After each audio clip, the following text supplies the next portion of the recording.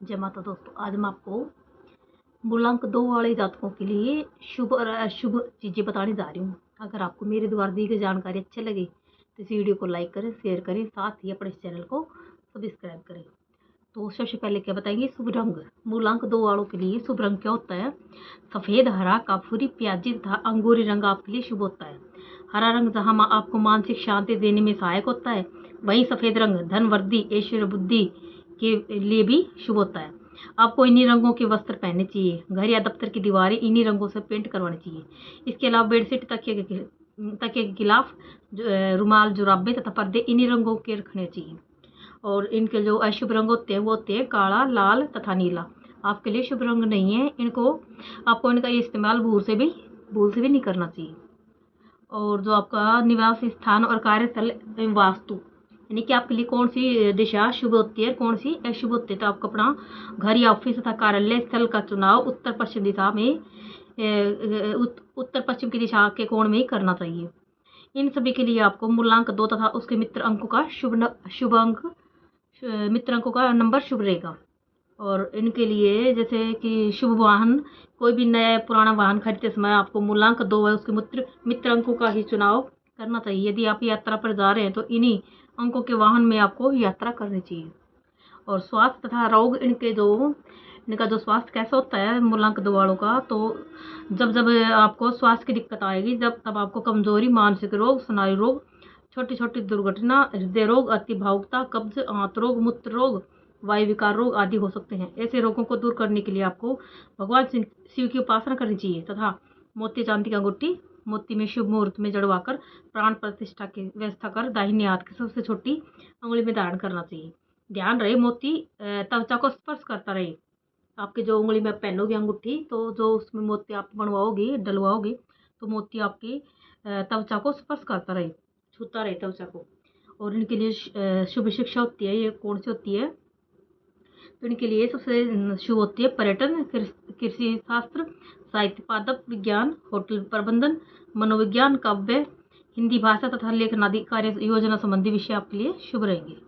और शुभ व्यवसाय, इनके लिए शुभ व्यवसाय रहेंगे द्रव्य पदार्थ, तेली पदार्थ, समुद्री यात्रा, होटल, पत्रकारिता, पशु व्यवसाय, चीनी मिल, तैराकी, दूध, दही, कागज, जल, कृषि तथा सफेद वस्तुओं का क्रय विक्रय, भ्रमण कार्य, संपादन, लेखन, संगीत, अभिनय, नृत्य, गायन, कविता, ठेकेदारी, चिकित्सा, मोती, हार, माणिक्य, रत्न आदि का क्रय विक्रय तथा जमीन संबंधी व्यवसाय लाभदायक रहेंगे।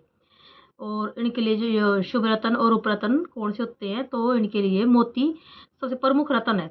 मोती न मिलने पर आप मून स्टोन, चंद्रमणि, दूध या हकीक 105 रत्ती चांदी में जड़वाकर दाहिने हाथ की सबसे छोटी उंगली में धारण कर सकते हैं।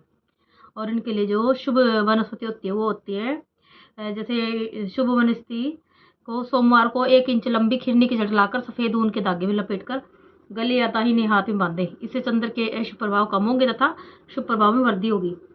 और इनके लिए जो चंद्र ग्रह की शांति के उपाय, जब जन्म कुंडली में चंद्र ग्रह शुभ हो या आप रोगों से घिरे हुए हो या फिर आप कोई भी शुभ कार्य करना चाहते हो, तो इनके लिए आपको निम्नलिखित मंत्र की 11,000 की संख्या में जप करना चाहिए। जब कार्म पूर्णिमा शुक्ल पक्ष सोमवार से करना चाहिए। तो मंत्र कौन सा है? ओम श्राम श्रीम श्रोम शय नमः।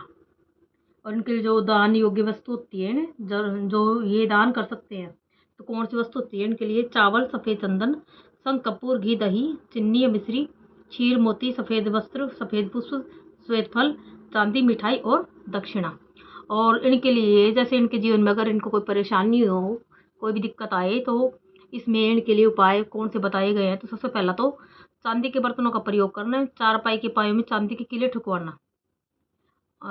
दूसरा है सफ़ेद मोतियों की माला अथवा चांदी की अंगूठी में मोती या उपरत्न धारण करना।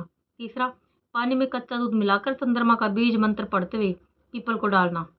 चौथा, लगातार 16 सोमवार का व्रत रखकर सायंकाल सफ़ेद वस्तुओं का दान करना तथा 5 छोटी कन्याओं को खीर सहित भोजन कराना चाहिए।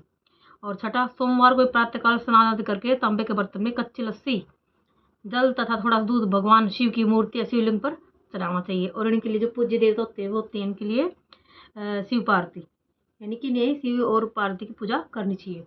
और इनके लिए जो ज्योतिष सलाह होती है, ज्योतिष में इनके लिए कौन सी सलाह दी गई है? तो सबसे पहला तो आत्मविश्वास की कमी के कारण आप अक्सर हीन भावना का शिकार होकर डिप्रेशन में चल जाते हैं। आपको अपना आत्मविश्वास कायम रखना चाहिए, इसके लिए आपको मेडिटेशन करना चाहिए। और दूसरा, अपने शर्मीले स्वभाव के कारण आप कई बार दूसरों को ना नहीं कह पाते, जिसकी वजह से आप अक्सर मुसीबतों में गिर जाते हैं। जो काम आप नहीं कर सकते उसके लिए आपको ना भी कहना सीखना चाहिए। तीसरा, आपको हमेशा स्थिर रहना चाहिए, यानी कि कभी भी अपने मन को अस्थिर ना रहने दें, मन को हमेशा स्थिर रखें। और चौथा, शंका वहम तथा अति भावुकता से आपको हमेशा दूर रहना चाहिए। पांचवा, अपने कल्पना जगत में जीने के बजाय आपको वास्तविकता के धरातल पर जीना चाहिए। छठा, आपको अपने भविष्य की फिक्र या अत्यधिक चिंता नहीं करनी चाहिए। सातवां, पारिवारिक लड़ाई से आपको बचकर रहना चाहिए, क्योंकि यह आपके लिए मानसिक तनाव का कारण बन सकती है। और सातवां, आपको अपने अतीत में की गई भूलों से सबक लेना चाहिए और उन्हें कभी दोहराना नहीं चाहिए। जय माता दी।